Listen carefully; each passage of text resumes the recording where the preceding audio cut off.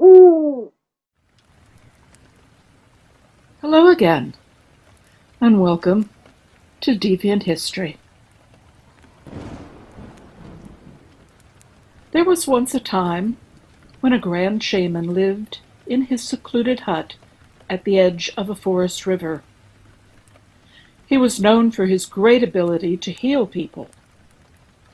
Usually, they came themselves on their own boats in the summer, or by riding reindeer sleds in the winter.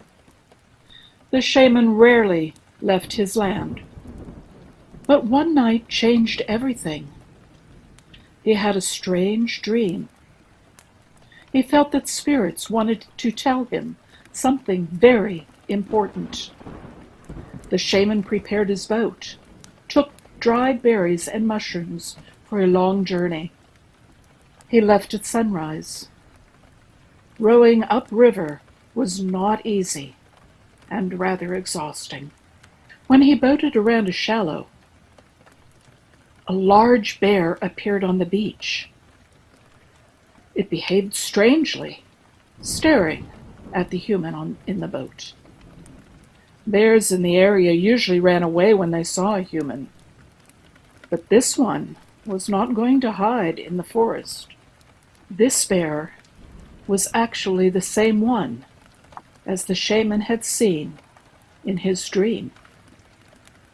The shaman had to stop rowing and began watching the animal. He hoped to get a hint and to figure out what the 5 red peaks from his dream could possibly mean. The bear was standing in a sacred place, and a taboo prohibited people from visiting that place. This place had its lord. The shaman saw him many times in his dreams. The Lord determined if a person had to die or would live longer. And that spirit lord showed up as a bear. But this was the first time when the Lord's emergence was not connected to a healing ritual. Normally, if the bear in the shaman's dream became aggressive, that meant a quick death for the ill person. Then the shaman would ask the person's family to prepare for the funeral ceremony. Now the bear was giving a sign directly to the shaman himself. It did not try to attack, but kept roaring. That rather heralded a danger, but not an obvious or a clear danger. The shaman left foamed fish as a sacrifice to the bear and continued his journey. 6 hours on the oars made the body feel sore. The area was wild, and no humans were around. The shaman felt the spirits wanted him to prevent something awful, but the hints were as elusive as the spirits themselves. The land area was flat, and there was nothing similar to a peak, let alone 5 red ones. The only clue from his dream, the bear, made the old shaman row further. He was aware that he would not be able to come home before darkness. The sun was already turning to the west when the tired shaman came to the river shore at a small village of 5 houses. Here the search was much faster. The shaman could see the large spruce tree in his dream from the river. The shaman drew his boat up to the shore and was now walking toward the spruce tree when a woman literally ran to him, asking him to see her sick husband. The man was so sick that he was no longer able to fish or hunt anymore. Although the neighbors helped, they were unable to care for the starving family any longer. The old shaman could not refuse her request. He went to his boat and came back with his ritual drum. Healing required a lot of both physical and mental energy. The sick man saw the shaman as his last hope for recovery. He wanted to sit on his bed to greet the guest, but was so weak that he fell to his pillow. The shaman started drumming and chanting. This time the spirits did not want to show up at all in his eyes. He drummed more and more until he fell onto the floor. His body was shaking and he had foam around his mouth. The woman was terrified. She strove hard to look calm. The drum now lay on the floor beside its agitated owner. The shaman kept hitting the air with the wooden beater as if the drum stayed in his arms. A sudden cry made the shaman jump to his feet. He looked crazed and asked the woman to bring him the baby, who cried. She was incredibly scared, but she brought the baby. Then, as the mother held her little son in her arms, she did not want to give him to the shaman. She was afraid that the furious spirit who possessed the shaman could kill her little boy. The thought of that awful end drove her crazy.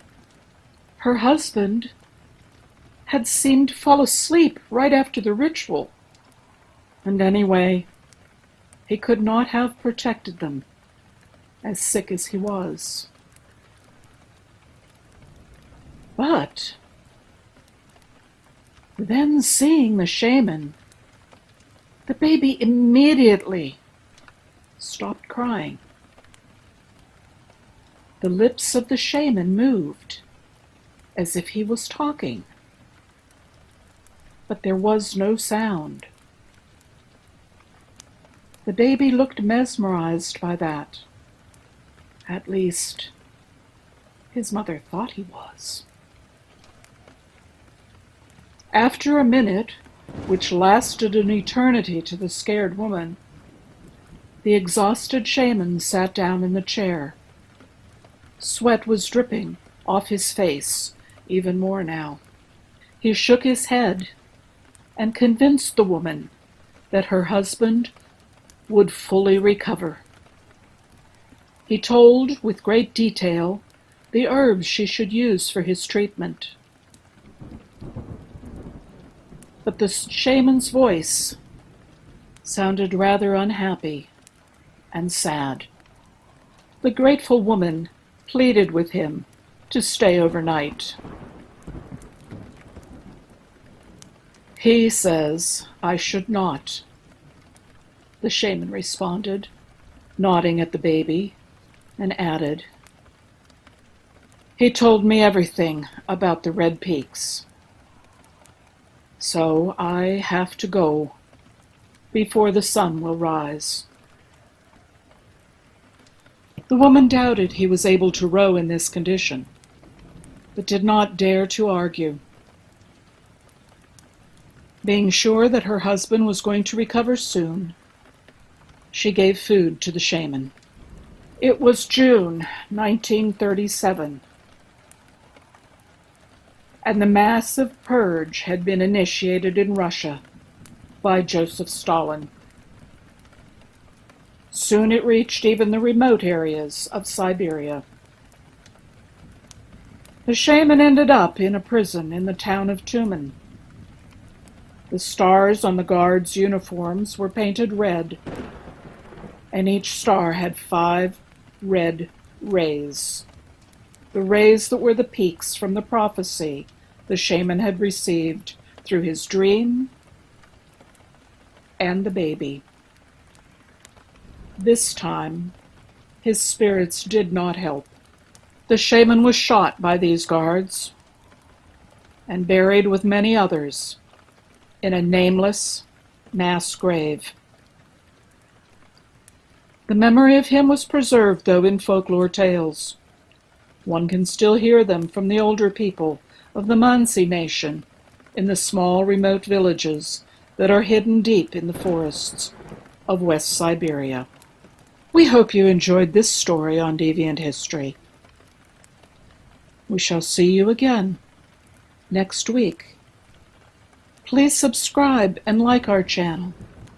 Tell us if you have any requests or would like to hear of other things in these broadcasts.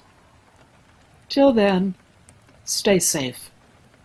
See you next time. Ooh.